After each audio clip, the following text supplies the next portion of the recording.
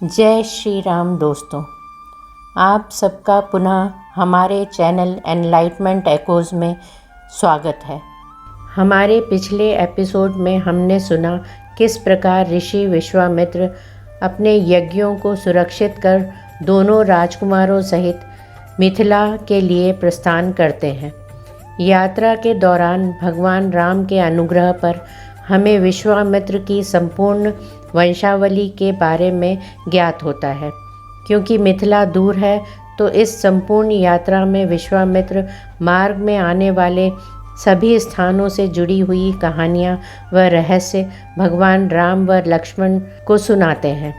आज के इस रोमांचक एपिसोड में हम देवी गंगा, माता उमा व भगवान शंकर से जुड़े हुए कई रहस्य सुनेंगे। साथ ही कार्तिकेय के जन्म से जुड़ी रहस्यमयी कहानी भी भगवान राम को विश्वामित्र सुनाते हैं। गंगा जी और भगवान राम के पूर्वज राजा सगर और उनके 60,000 पुत्रों के बारे में भी जानेंगे। चलिए इस सुखद यात्रा का पुनः शुभ आरंभ करते हैं। इससे पहले कि हम आगे बढ़ें, हम आपसे अनुरोध करना चाहते हैं कि कृपया हमारे चैनल को लाइक, सब्सक्राइब और शेयर करें ताकि भगवान राम की यह अद्भुत कहानी सभी तक पहुंच सके। महर्षियों सहित विश्वामित्र ने रात्रि के शेष भाग में सोनभद्र के तट पर शयन किया। जब रात बीती और प्रभात हुआ तब वे श्री रामचंद्र जी से इस प्रकार बोले। श्री राम, रात बीत गई, सवेरा हो गया, तुम्हारा कल्याण हो। उठो और चलने की तैयारी करो। मुनि की बात सुनकर पूर्वाह्न काल का नित्य नियम पूर्ण करके श्री राम चलने को तैयार हो गए और इस प्रकार बोले। ब्रह्मन, शुभ जल से परिपूर्ण तथा अपने तटों से सुशोभित होने वाला यह सोनभद्र तो अथाह जान पड़ता है। हम लोग किस मार्ग से चलकर इसे पार करेंगे? श्री राम के ऐसा कहने पर विश्वामित्र बोले, जिस मार्ग से महर्षिगण सोनभद्र को पार करते हैं उसका मैंने पहले से ही निश्चय कर रखा है। वह मार्ग यह है। बुद्धिमान विश्वामित्र के ऐसा कहने पर वे महर्षि नाना प्रकार के वनों की शोभा देखते हुए वहाँ से प्रस्थित हुए। बहुत दूर का मार्ग तय कर लेने पर दोपहर होते होते उन सब लोगों ने मुनिजन सेवित सरिताओं में श्रेष्ठ गंगा जी के तट पर पहुंचकर उनका दर्शन किया। हंसों तथा सारसों से सेवित पुण्य सलिला भागीरथी का दर्शन करके श्री रामचंद्र जी के साथ समस्त मुनि बहुत प्रसन्न हुए। उस समय सबने गंगा जी के तट पर डेरा डाला। फिर विधिवत स्नान करके देवताओं और पितरों का तर्पण किया। उसके बाद अग्निहोत्र करके अमृत के समान मीठे हविष्य का भोजन किया। तदनंतर वे सभी कल्याणकारी महर्षि प्रसन्नचित हो महात्मा विश्वामित्र को चारों ओर से घेरकर गंगा जी के तट पर बैठ गए। जब वे सब मुनि स्थिर भाव से विराजमान हो गए और श्री राम तथा लक्ष्मण भी यथा योग्य स्थान पर बैठ गए, तब श्री राम ने प्रसन्नचित होकर विश्वामित्र जी से पूछा, भगवान, मैं यह सुनना चाहता हूँ कि 3 मार्गों से प्रवाहित होने वाली नदी ये गंगा जी किस प्रकार तीनों लोकों में घूमकर नदों और नदियों के स्वामी समुद्र में जा मिली है।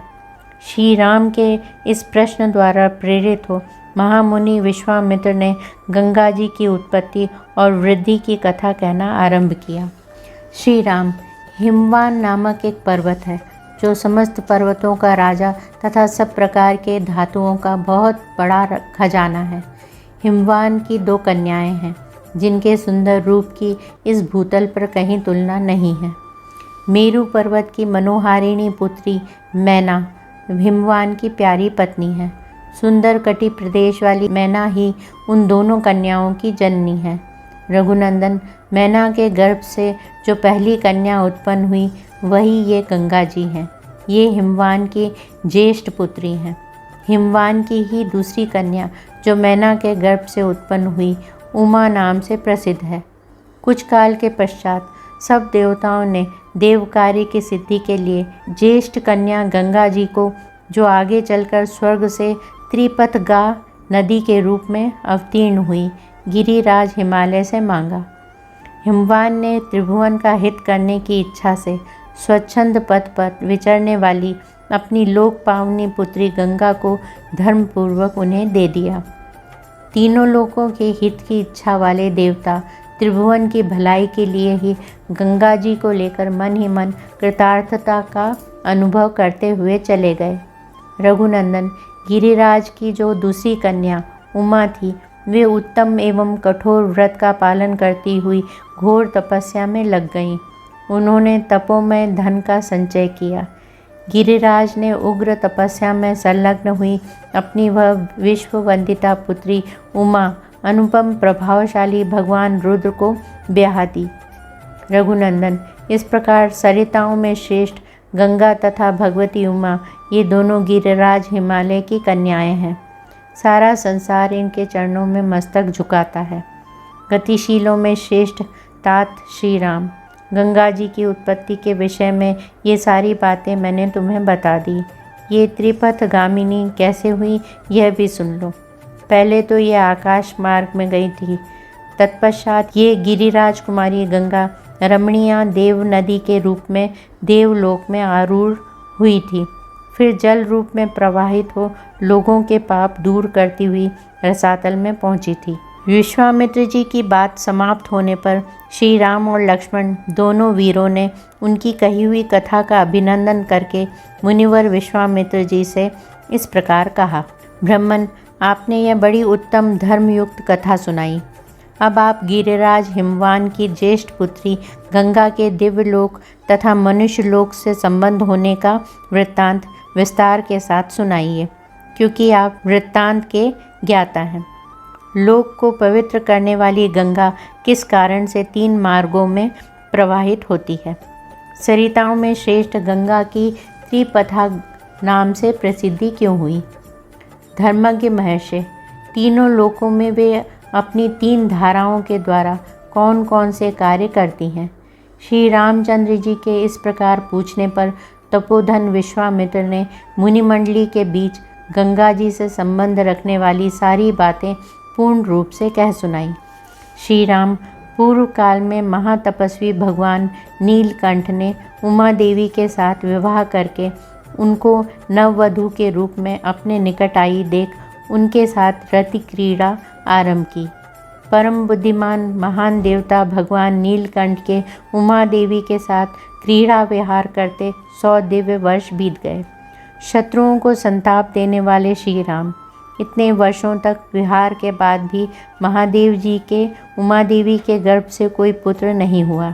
यह देख ब्रह्मा आदि सभी देवता उन्हें रोकने का उद्योग करने लगे। उन्होंने सोचा, इतने दीर्घ काल के पश्चात यदि रुद्र के तेज से उमा देवी के गर्भ से कोई महान प्राणी प्रकट हो भी जाए तो कौन उसके तेज को सहन करेगा? यह विचार कर सब देवता भगवान शिव के पास जा उन्हें प्रणाम करके यूँ बोले। इस लोक के हित में तत्पर रहने वाले देव देव महादेव देवता आपके चरणों में मस्तक झुकाते हैं। इससे प्रसन्न होकर आप इन देवताओं पर कृपा करें। सुरश्रेष्ठ, ये लोग आपके तेज को नहीं धारण कर सकेंगे, अतः आप क्रीड़ा से निवृत्त हो वेद बोधित तपस्या से युक्त होकर उमा देवी के साथ तप कीजिए। तीनों लोगों के हित की कामना से अपने तेज को तेजा स्वरूप अपने आप में ही धारण कीजिए। इन सब लोगों की रक्षा कीजिए, लोगों का विनाश न कर डालिए। देवताओं की यह बात सुनकर सर्वलोक महेश्वर शिव ने बहुत अच्छा कहकर उनका अनुरोध स्वीकार कर लिया। फिर उनसे इस प्रकार कहा, देवताओं, उमा सहित मैं अर्थात हम दोनों अपने तेज से ही तेज को धारण कर लेंगे। पृथ्वी आदि सभी लोकों के निवासी शांति लाभ करें। किंतु सुरश्रेष्ठ गण, यदि मेरा यह सर्वोत्तम तेज शुद्ध होकर अपने स्थान से संकलित हो जाए तो उसे कौन धारण करेगा, यह मुझे बताओ। उनके ऐसा कहने पर देवताओं ने वृषभ ध्वज भगवान शिव से कहा, भगवान, आज आपका जो तेज शुद्ध होकर गिरेगा उसे यह पृथ्वी देवी धारण करेगी। देवताओं का यह कथन सुनकर महाबली देवेश्वर शिव ने अपना तेज छोड़ा, जिससे पर्वत और वनों सहित यह सारी पृथ्वी व्याप्त हो गई। तब देवताओं ने अग्निदेव से कहा, अग्नि, तुम वायु के सहयोग से भगवान शिव के इस महान तेज को अपने भीतर रख लो। अग्नि से व्याप्त होने पर वह तेज श्वेत पर्वत के रूप में परिणत हो गया। साथ ही वहाँ दिव्य सरकंडों का वन भी प्रकट हुआ, जो अग्नि और सूर्य के समान तेजस्वी प्रतीत होता था। उसी वन में अग्नि जनित महातेजस्वी कार्तिकेय का प्रादुर्भाव हुआ। तदनंतर ऋषियों सहित देवताओं ने अत्यंत प्रसन्नचित होकर देवी उमा और भगवान शिव का बड़े भक्ति भाव से पूजन किया। श्री राम इसके बाद गिरिराज नंदिनी उमा के नेत्र क्रोध से लाल हो गए। उन्होंने समस्त देवताओं को रोषपूर्वक शाप दे दिया। वे बोली, देवताओं, मैंने पुत्र प्राप्ति की इच्छा से पति के साथ समागम किया था, परंतु तुमने मुझे रोक दिया। अतः अब तुम लोग भी अपनी पत्नियों से संतान उत्पन्न करने के योग्य नहीं रह जाओगे। आज से तुम्हारी पत्नियां संतानोत्पादन नहीं कर सकेंगी, संतानहीन हो जाएगी। सब देवताओं से ऐसा कहकर उमा देवी ने पृथ्वी को भी शाप दिया। भूमि, तेरा एक रूप नहीं रह जाएगा, तू बहुतों की भार्या होगी। खोटी बुद्धि वाली पृथ्वी, तू चाहती थी कि मेरे पुत्र न हो, अतः मेरे क्रोध से कलुषित होकर तू भी पुत्र जनित सुख या प्रसन्नता का अनुभव न कर सकेगी। उन सब देवताओं को उमा देवी के शाप से पीड़ित देख देवेश्वर भगवान शिव ने उस समय पश्चिम दिशा की ओर प्रस्थान कर दिया। वहाँ से जाकर हिमालय पर्वत के उत्तर भाग में उसी के एक शिखर पर उमा देवी के साथ भगवान महेश्वर तप करने लगे। लक्ष्मण सहित श्री राम, यह मैंने तुम्हें गिरिराज हिमवान की छोटी पुत्री उमा देवी का विस्तृत वृत्तांत बताया है। अब मुझसे गंगा के प्रादुर्भाव की कथा सुनो।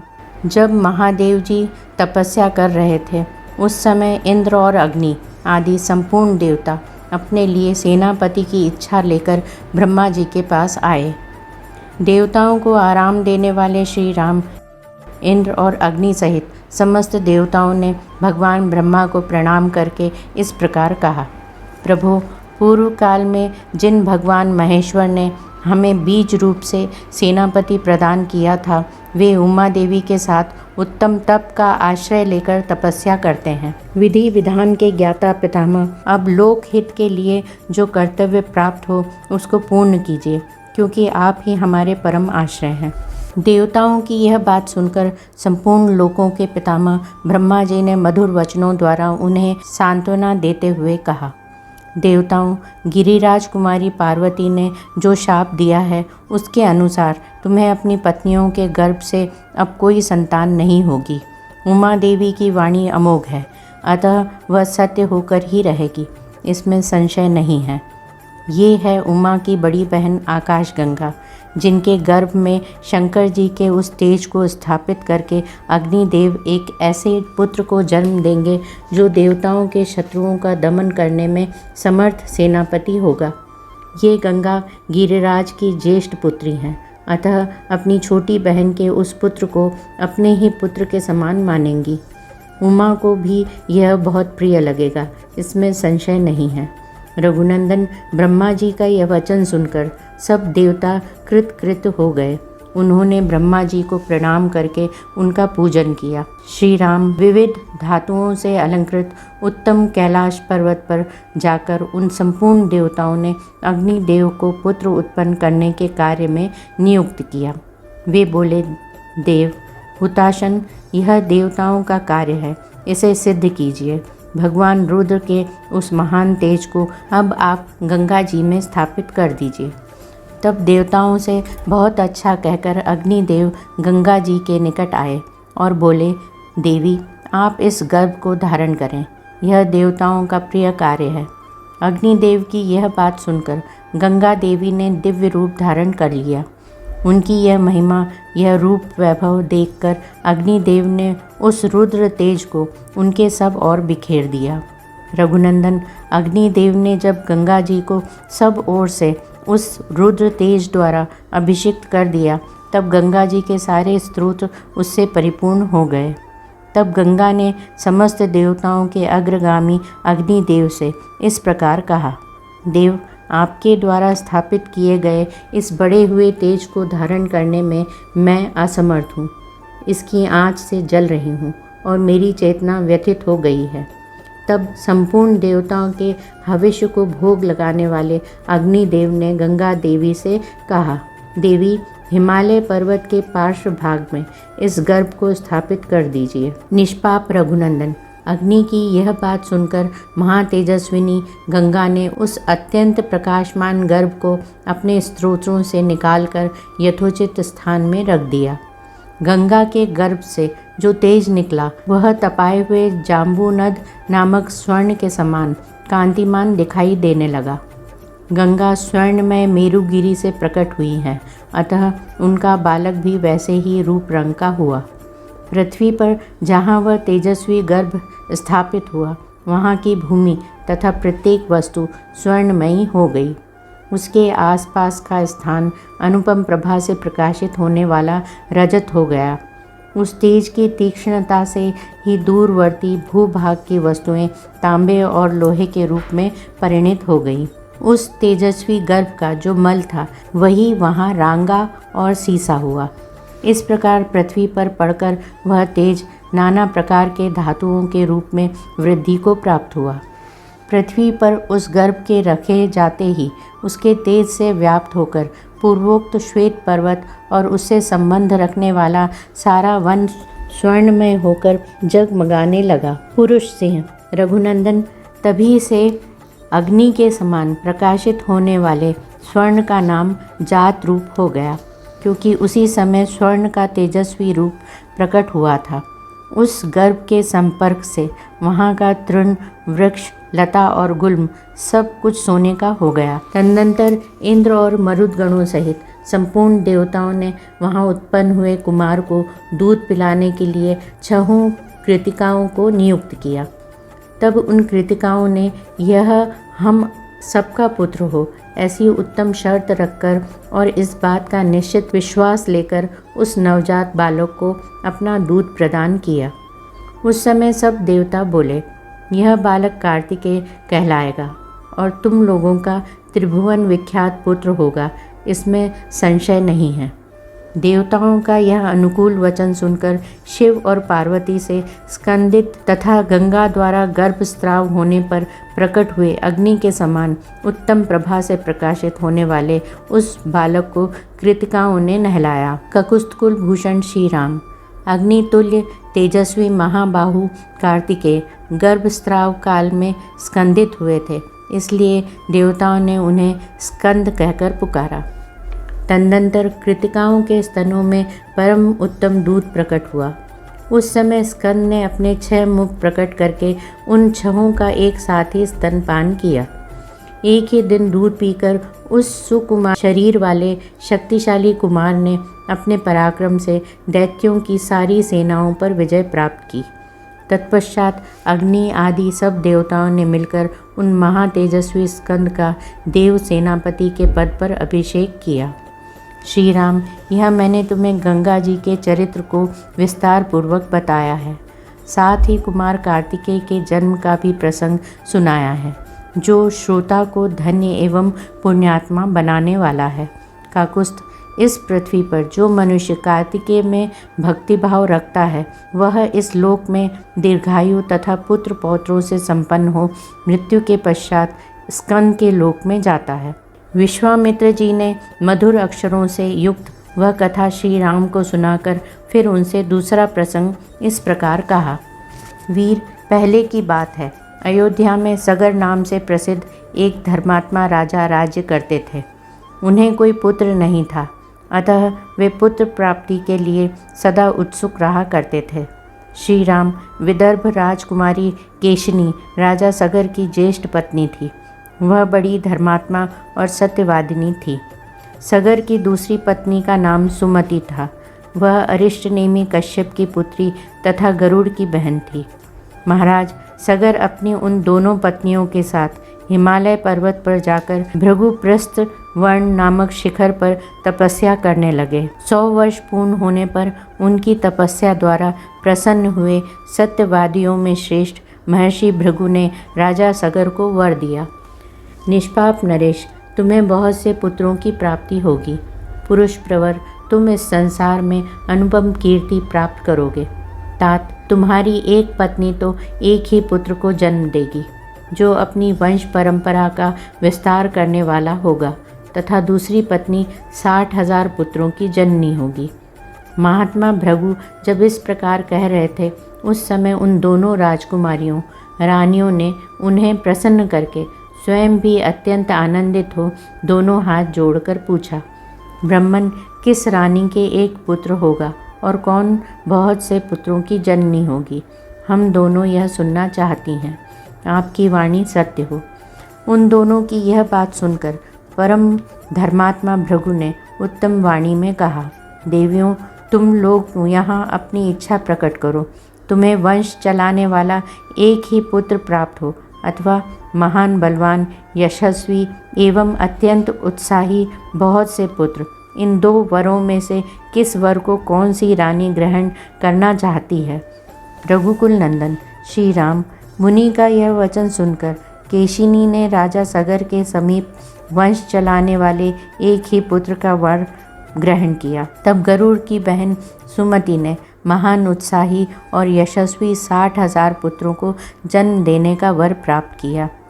रघुनंदन, तदनंतर रानियों सहित राजा सगर ने महर्षि की परिक्रमा करके उनके चरणों में मस्तक झुकाया और अपने नगर को प्रस्थान किया। कुछ काल व्यतीत होने पर बड़ी रानी केशिनी ने सगर के औरस पुत्र असमंजस को जन्म दिया। पुरुष सिंह। छोटी रानी सुमति ने तुम्बी के आकार का एक गर्भपिंड उत्पन्न किया। उसको फोड़ने से 60,000 बालक निकले।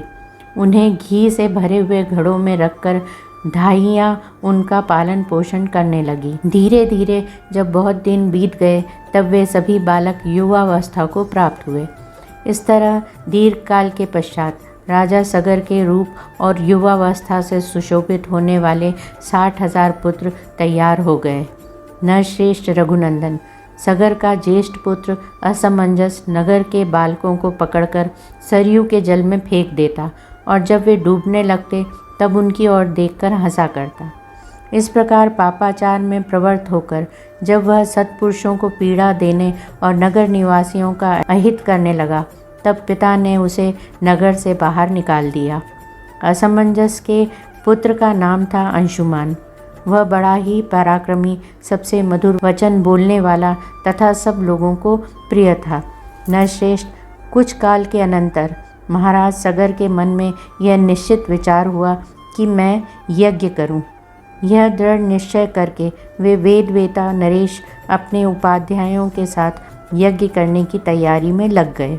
विश्वामित्र जी की कही हुई कथा सुनकर श्री रामचंद्र जी बड़े प्रसन्न हुए। उन्होंने कथा के अंत में अग्नितुल्य तेजस्वी विश्वामित्र मुनि से कहा, ब्रह्मन, आपका कल्याण हो। मैं इस कथा को विस्तार के साथ सुनना चाहता हूँ। मेरे पूर्वज महाराज सगर ने किस प्रकार यज्ञ किया था। उनकी वह बात सुनकर विश्वामित्र जी को बड़ा कौतूहल हुआ। वे यह सोचकर कि मैं जो कुछ कहना चाहता हूँ उसी के लिए ये प्रश्न कर रहे हैं, ज़ोर ज़ोर से हंस पड़े।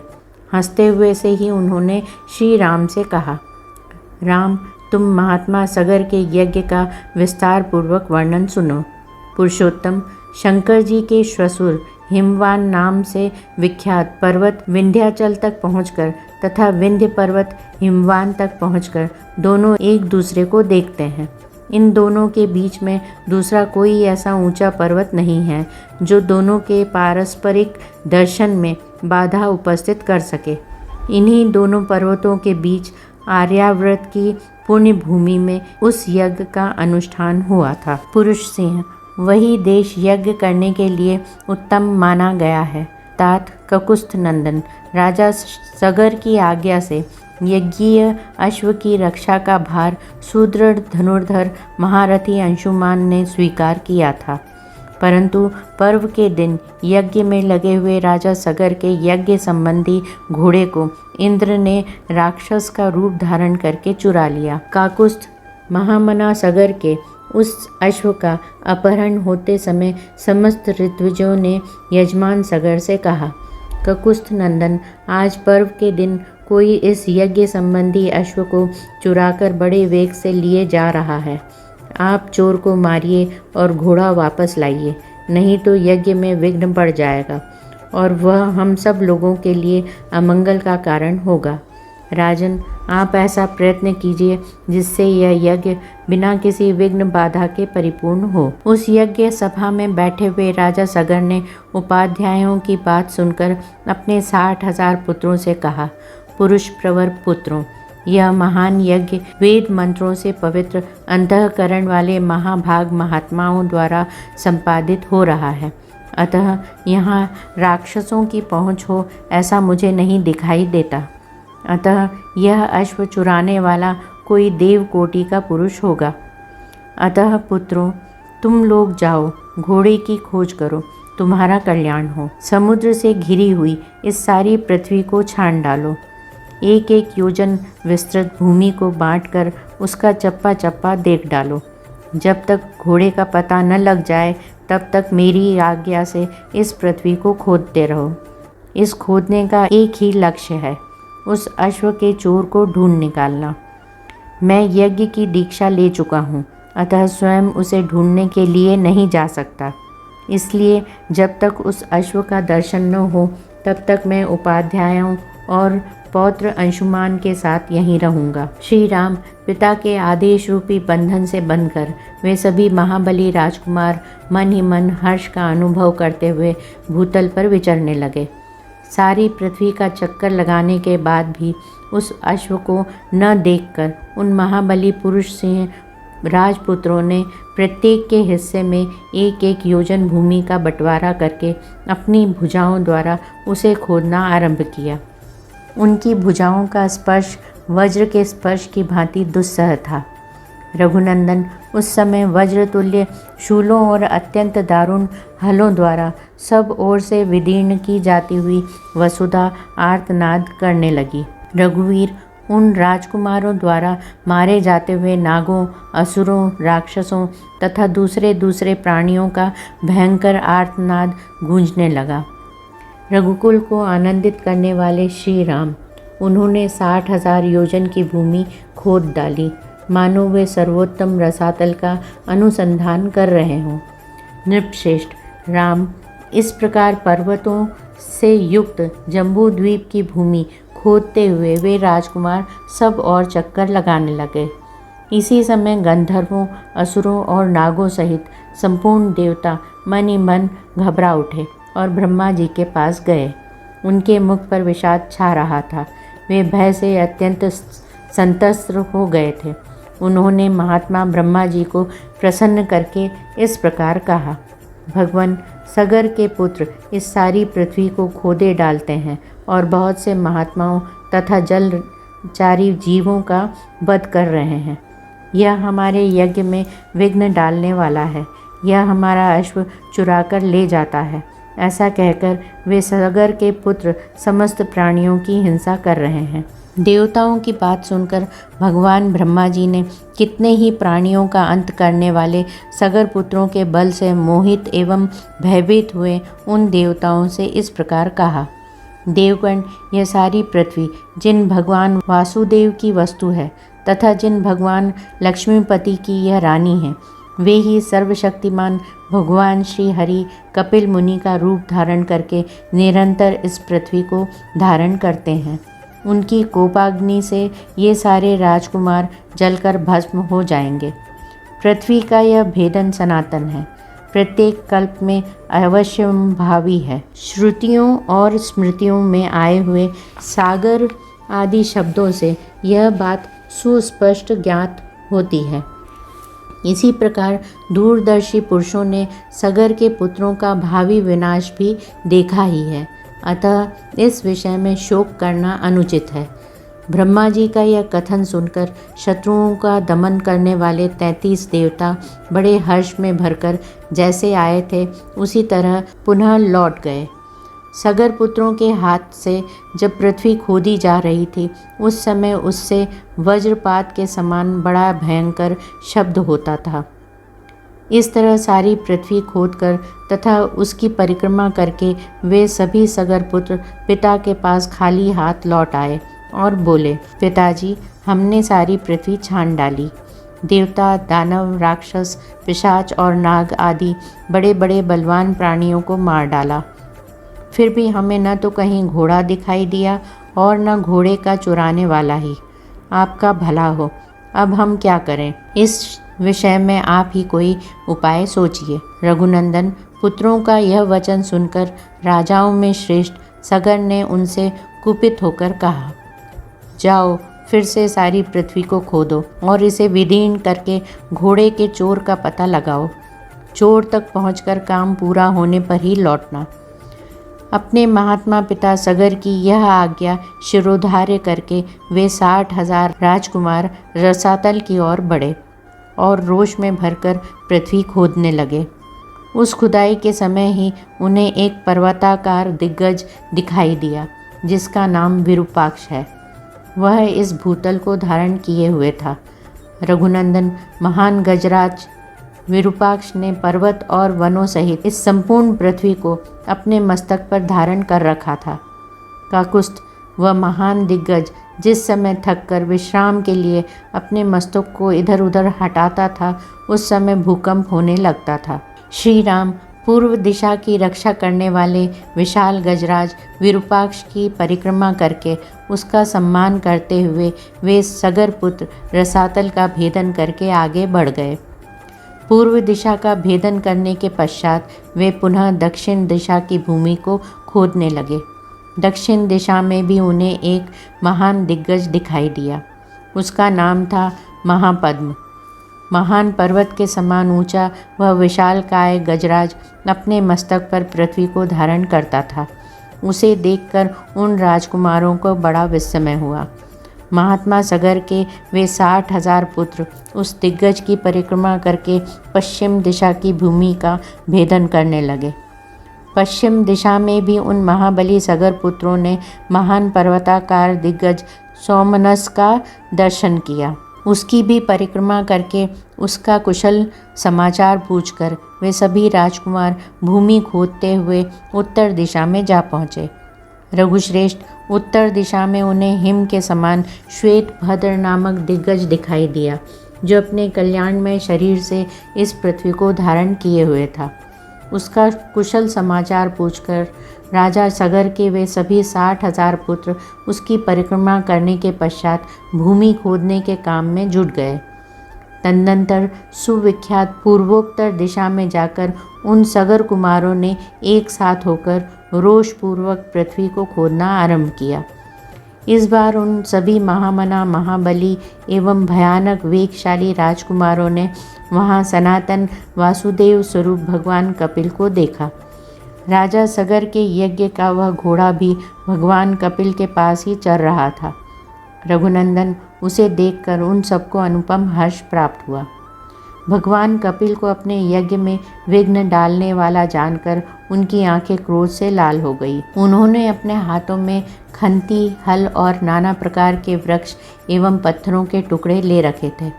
वे अत्यंत रोष में भरकर उनकी ओर दौड़े और बोले, अरे खड़ा रह, खड़ा रह, तू ही हमारे यज्ञ के घोड़े को यहाँ चुरा लाया है। दुर्बुद्धे, अब हम आ गए, तू समझ ले, हम महाराज सगर के पुत्र हैं। रघुनंदन, उनकी बात सुनकर भगवान कपिल को बड़ा रोष हुआ और उस रोष के आवेश में ही उनके मुंह से एक हुंकार निकल पड़ा। श्री राम, उस हुंकार के साथ ही उन अनंत प्रभावशाली महात्मा कपिल ने उन सभी सगर पुत्रों को जलाकर राख का ढेर बना दिया। प्रिय मित्रों, हमारे प्यारे भगवान राम की इस अद्भुत कहानी का हिस्सा बनने के लिए धन्यवाद। हम आगे की दिलचस्प कहानी के साथ वापस आएंगे, इसलिए बने रहें और हमारे चैनल को लाइक, शेयर और सब्सक्राइब करना न भूलें। जय श्री राम।